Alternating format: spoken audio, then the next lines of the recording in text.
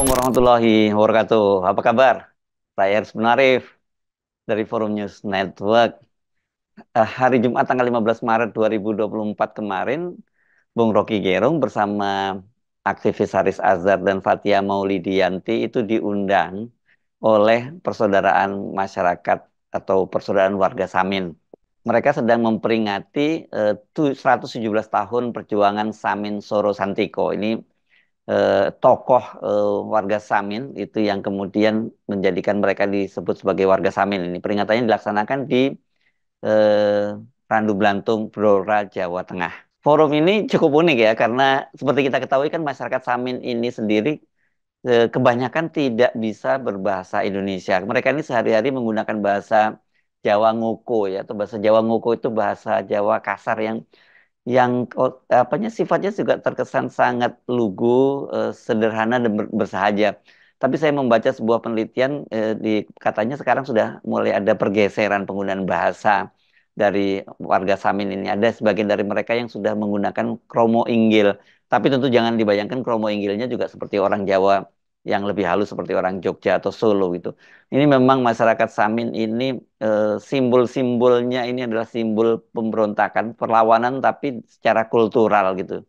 Nah ini apa ya, Bung Rocky sendiri kan nggak bisa juga bahasa bahasa Jawa, jadi apanya nanti ceramah dari Bung Rocky ini kemudian diterjemahkan dalam bahasa Jawa. Nah, kalau saya baca dari flyer yang dibuat oleh panitia, tema peringatan yang digelar oleh Paguyuban Kadang Sikep ini atau warga Samin ini ngambil tema lelaku jejeke adil. Ini kalau diterjemahkan dalam bahasa Indonesia apa tepatnya ya? Lelaku itu semacam perjalanan spiritual untuk menemukan kesejatian diri gitu ya. Sementara jejeke adil itu adalah tegaknya keadilan. Ini sebuah tema yang sangat dalam dan apa ini sangat dalam maknanya untuk didiskusikan. Tapi kalau kita mengamati sejarah perjuangan warga Samin itu memang sejak dulu, sejak zaman pemerintahan Belanda ini kan mereka itu melakukan perlawanan, ya memprotes karena mereka diperlakukan tidak adil. Dan tema itu sekarang saya kira masih sangat relevan sampai sekarang ini, apalagi kemudian mereka juga menghadapi berbagai persoalan termasuk juga proyek-proyek strategis nasional yang meminggirkan masyarakat adat dan tentu saja dalam hal ini juga warga masyarakat Samin. Selamat mengikuti. Seluruh Asdun Retno. Saya senang ada di sini dan mendengarkan satu uraian yang punya kekayaan batinnya. Saya bisa baca ilmu pengetahuan, teori bermalam-malam, tetapi mendengarkan uraian langsung dari keadaan nyata. Pak Sus tadi menerangkan dengan bagus dan bahkan mengutip beberapa ilmuwan Eropa, Arnold Toynbee, Louis XIV.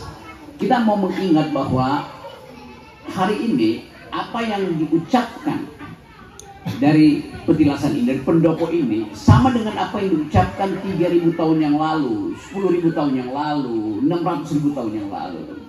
Jejak-jejak pikiran, jejak-jejak batin itu dipelihara oleh alam semesta loh.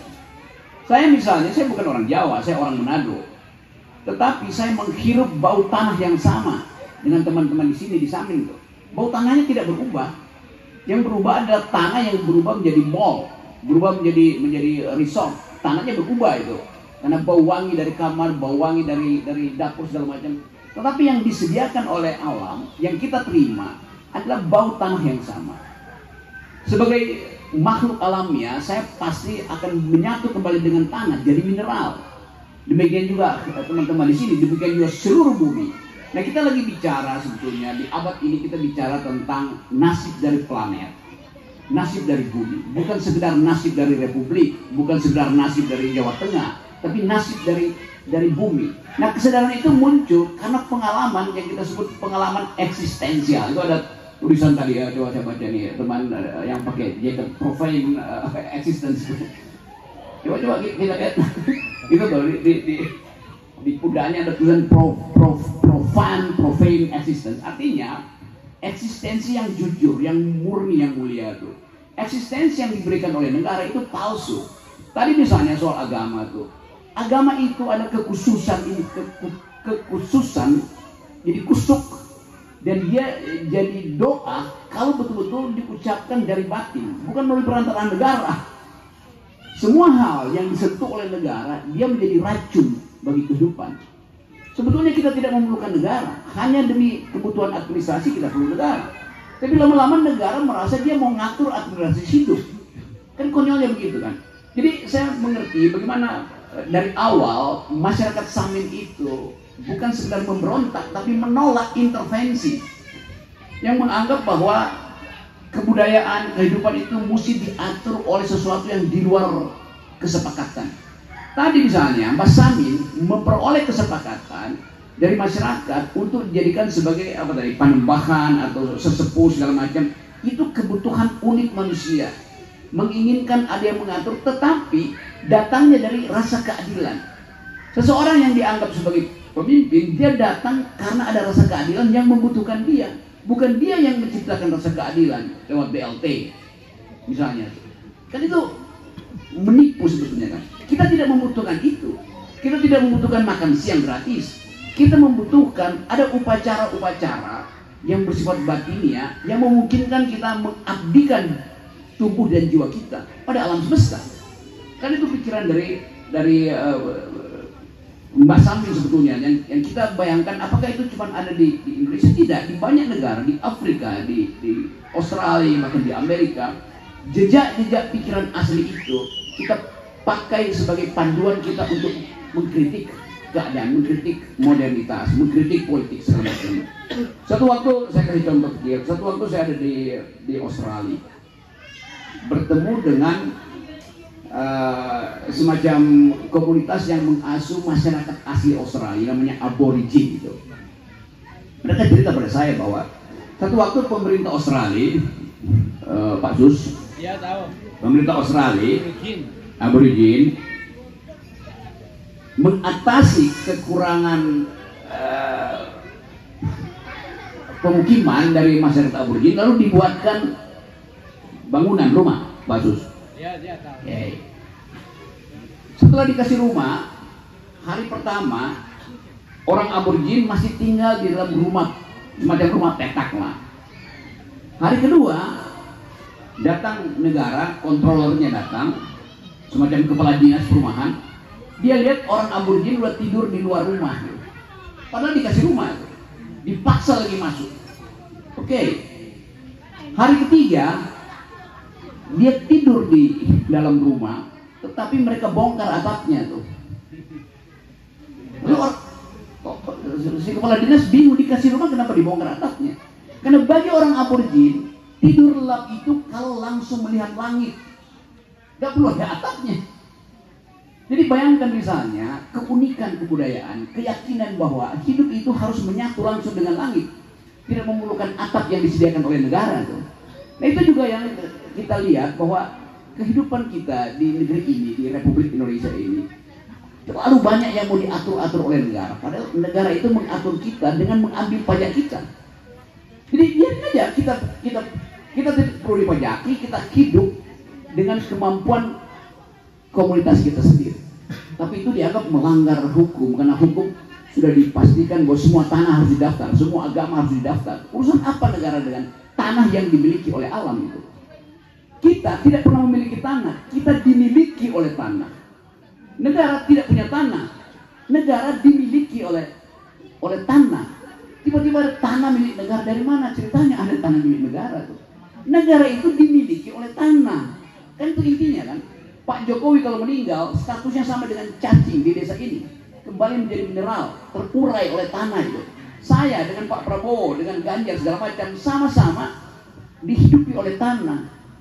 Kan yang punah itu adalah makhluk, yang tumbuh terus justru adalah tanah itu, berubah fungsinya itu. Jadi misalnya nanti ditanya tuh, kalau misalnya Pak Jokowi sebagai presiden bersama dengan cacing dari Blora ini, di akhirat nanti siapa yang akan diterima? Si cacing atau Pak Jokowi sebagai presiden? Akan diuji di situ. Bukankah cacing itu menggeburkan tanah dan Pak Jokowi sebagai presiden itu merampas tanah-tanah rakyat? Kan itu kecerdasan yang datang dari pengalaman real kita, pengalaman nyata kita tuh. Jadi kendati masyarakat Samin diam, tetapi dia sebetulnya sedang bersuara. Saya sering terangkan, sunyi itu adalah bunyi yang sedang sembunyi. Memang tidak terdengar, tetapi akibatnya bisa luar biasa tuh. Yang kita sebut, seringkali kita sebut tadi Pak Sus bilang, tiba-tiba ada revolusi Prancis. Karena orang udah muak melihat kelakuan Louis XIV yang menghambur-hamburkan APBN hanya untuk supaya istrinya itu bisa mandi susu tiap hari. Wanginya datang berlimpah-limpah. Karena orang Prancis dulu itu jarang mandi, karena itu bau, karena itu dibikin parfum supaya. Padahal padi itu wangi, daun pembungkus tape itu wangi, tapenya sendiri udah wangi. Jadi kita mau hidupkan kembali yang kita sebut sebagai kearifan lokal, bahwa bahan-bahan dasar kebudayaan harusnya datang dari kehidupan masyarakat yang real. Apa pentingnya Menteri Kebudayaan atau apa namanya Dirjen Kebudayaan itu segala macam itu, kalau dia tidak paham bahwa manusia itu hidup dan dihidupi oleh alam, bukan dihidupi oleh APBN, bukan dihidupi oleh pajak, bukan dihidupi oleh hutang luar negeri. Jadi itu masalah kita, dan kita masih lihat bagaimana negara itu menganggap ibu kota itu harus mewah, harus ada beton tinggi, ada air apa namanya fountain, apa namanya air mancur yang dibuat berwarna-warni. Terus setiap hari kita dengar bunyi risik air itu membuat kita tuduh ngapain mesti dibikin yang dibuat-buat. Jadi kelihatannya ada pameran keangkuhan tuh, negara mau pamer ini yang namanya mewah, ini yang namanya bermutu tuh. Padahal kita tahu bahwa kehidupan kita itu ada dalam batin kita, bukan ada di TPS. Yang kita nggak tahu. Setelah kita kasih suara, lalu suara itu pergi kemana? Harusnya dia balik pada petilasan, balik pada pendopo, dibicarakan di sini. Tetapi hak kita untuk mempersoalkan, bahkan kalau kita mempersoalkan profana eksistensi kita, kenyataan hidup kita yang real itu, kita mesti ketok lagi DPR. Pak DPR, tolong, ini ada proposal. Kita mau bikin satu desa yang menghidupkan kembali semacam alam pikiran bahwa kita pernah berjuang memerdekakan negeri ini dari Dora, dari tulisan-tulisan Pramudia Anandatur misalnya. Kita belajar tentang kehidupan yang real. Tapi nanti orang Islamnya bilang, ya nggak usah, terima BLT aja tuh. Kan itu namanya penghinaan pada manusia tuh. Jadi saya kira pertemuan kita hari ini menunjukkan bahwa kita mau balikkan keakraban manusia itu. Kita mau balikkan kesadaran bahwa alam sudah menyediakan tanah terbagi sama pada semua manusia. Datang kapitalisme, datang negara, diatur lewat regulasi. Kan ini negara hukum. Negara hukum artinya semua orang dikasih status sebagai subjek hukum supaya mudah dihukum. Itu konyolnya. Bukankah begitu, Pak Sus? Jadi buat apa kita jadi subjek hukum kalau akhirnya negara kerjanya menghukum kita? Padahal negara itu datang dari kesepakatan masyarakat desa yang kemudian tumbuh menjadi negara. Evolusi itu yang kita lupa itu, bukan sekedar kita lupa, disengaja dilupakan. Jadi saya kira, terutama tadi soal keyakinan itu, apa hak negara untuk meminta keyakinan kita didaftarkan? Buat apa? Memangnya negara ingin jamin kalau saya daftarkan keyakinan saya, negara jamin saya masuk surga? Dia dulu yang masuk neraka, kenapa dia mau jamin saya masuk surga? Misalnya. Kan itu yang kita sebut sebagai kontradiksi itu. Jadi hal-hal semacam ini kita balik lagi pada keindahan persahabatan antar manusia yang makin lama makin hilang tuh. Kita tidak lihat lagi ada penghargaan terhadap pikiran. Kalau Anda punya pikiran, Anda mesti diminta. Kalau Anda berpikir mengkritik pemerintah, Anda pakar atau bukan? Kan begitu kan?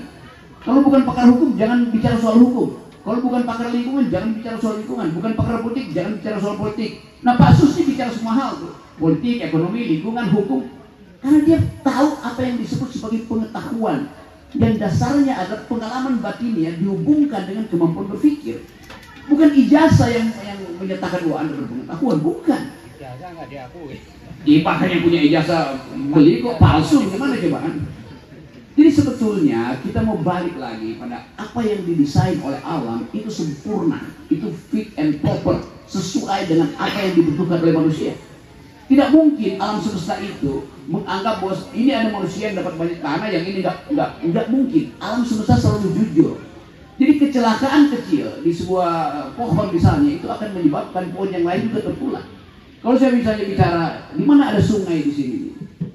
Semua pohon adalah sungai, karena dia membawa air dari tanah sampai ke daunnya.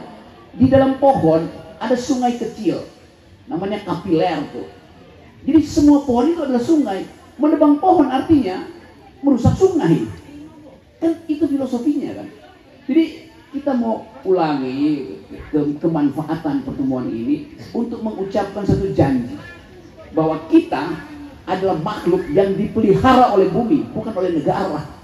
Negara merampas bagian-bagian yang kita kelola dari bumi lalu menjadikan sebagai APBN. Baliknya ke siapa? Mestinya baliknya ke bumi, tapi baliknya ke oligarki. Itu konyolnya tuh. Dan negara ini didesain untuk menjadi negara yang berkeadilan, tetapi yang terjadi adalah kemelaratan. Jadi saya kira itu pengantar, nanti kita diskusi. Tapi saya senang di sini karena akhirnya kita bersahabat dan dipersatukan oleh tanah itu. Itu dasar-dasar berpikir kita. Sekali lagi terima kasih, Bu. Ada kecerdasan luar biasa di tempat ini yang memungkinkan kita menganggap bahwa Indonesia tidak akan punah. Yang punah itu presiden, yang punah itu negara, yang punah itu ada pemerintah, yang bakal kacau itu kabinet. Tetapi masyarakat Samin yang beratus tahun itu memelihara keyakinan, Bu, apa yang kita ucapkan dari batin itu akan didengar oleh alam semesta. Terima kasih.